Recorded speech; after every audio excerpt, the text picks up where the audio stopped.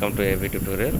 ఇక మనకి ఈరోజు వచ్చేప్పటికి కాంట్రాక్ట్ అండ్ అవుట్సోర్సింగ్ పద్ధతిన ఆంధ్రప్రదేశ్ రాష్ట్ర వ్యాప్తంగా రీసెంట్గా ఫిల్ చేస్తున్నటువంటి జాబ్స్ సంబంధించి మనకి ఈరోజు వచ్చేటి చిత్తూరు డిస్టిక్కి సంబంధించి అప్డేట్స్ అయితే రావడం జరిగిందనమాట. సో ఇక్కడ వచ్చేప్పటికి మనం చూసుకున్నట్లయితే పోస్టుల వారికి సంబంధించి అదేవిధంగా అప్లై ఏ విధంగా చేయాలి, క్వాలిఫికేషన్స్కి సంబంధించి ఏ జాబ్లు ఉన్నాయి, 10th క్వాలిఫికేషన్ కానివ్వండి, అదేవిధంగా స్పెషలైజేషన్కి సంబంధించి ఇది ఇక్కడ వచ్చేటికి వివిధ రకాల పోస్టుల భర్తీకి అయితే నోటిఫికేషన్ అయితే రిలీజ్ అవ్వడం జరిగింది. ఇక్కడ చూసుకున్నట్లయితే ప్రధానంగా మనం వేకెన్సీస్ కానివ్వండి ఏ విధంగా అప్లై చేయాలి, అదేవిధంగా శాలరీకి సంబంధించి మనం ప్రతి డీటెయిల్స్ కూడా చాలా క్లియర్గా చూద్దాం. ఇక్కడ మనం చూసుకున్నట్లయితే 23 to 29 అనమాట లాస్ట్ డేటు. సో మనకి పోస్టులు వచ్చేవారికి పోస్ట్ మార్టం అసిస్టెంట్ ఒకటి ఉందన్నమాట. ఇది 15,000 అయితే ఉంది శాలరీ.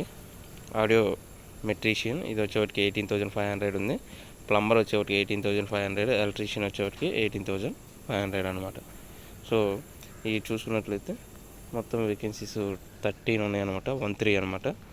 ఇక మనకి ఈ యొక్క ఎడ్యుకేషన్ క్వాలిఫికేషన్ చూసుకున్నట్లయితే పోస్ట్ మార్టం అసిస్టెంట్కి 10th క్లాస్ అనమాట. ఇక ఆడియో మెట్రీషియన్కి must be passed intermediate BSc specialisation ఉండాలి. ప్లంబర్ వచ్చేవారికి ఐటీఐ ఎస్ఎస్సి అనమాట. ఎలక్ట్రీషియన్ కూడా సేమ్ అనమాట, స్పెషలైజేషన్ చేసి ఉండాలి వీటన్నిటికీ.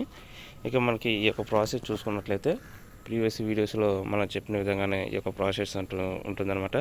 బై హ్యాండ్కి మనం ఇవ్వచ్చు వాళ్ళకి వెళ్ళి ఈ యొక్క 10th మార్క్స్ మెమోస్ కానివ్వండి, అదేవిధంగా హై క్వాలిఫికేషన్స్, టెక్నికల్ క్వాలిఫికేషన్స్ ఇవన్నీ జిరాక్స్ తీసుకొని 1 సెట్ డీడీ తీసుకొని సంబంధిత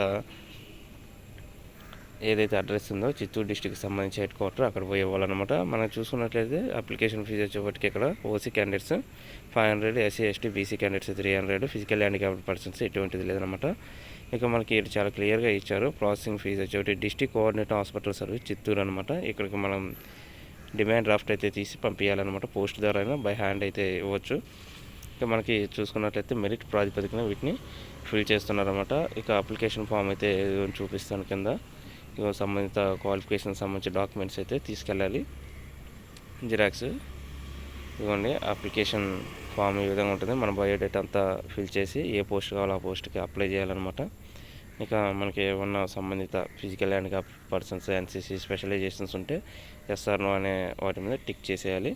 ఇక 4th class to 10th class వరకు స్టడీ ఎక్కడ చదివాము, passing, year of passing, location ఇవన్నీ కూడా డిస్టిక్కి సంబంధించి డేటా అయితే ఇవ్వాలన్నమాట. ఇక మన సిగ్నేచరు ఇవన్నీ చేసిన తర్వాత మనం బై హ్యాండ్ అయితే ఇవ్వచ్చు అనమాట. సో ఇది ఈరోజు APCOSకి సంబంధించిన అప్డేట్స్. Thank you.